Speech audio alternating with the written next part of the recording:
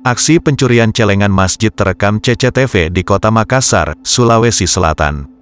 Dalam rekaman video itu, seorang pria berkaos hitam dipadu-padankan jeans hitam tampak mendekati celengan masjid. Beberapa saat ia terlihat memasukkan uang dalam bajunya. Setelah uang itu dimasukkan ke dalam baju, ia menepi di sisi dekat tembok masjid. Lalu mengeluarkan uang dalam bajunya dan dihamparkan ke lantai. Setelah uang dihamparkan di lantai, pria tersebut merapikan bajunya.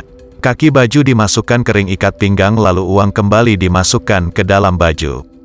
Kapolsek Biringkanaya Kompol Rujianto Dwi Purnomo yang dikonfirmasi mengaku akan segera melakukan penyelidikan terkait kasus itu.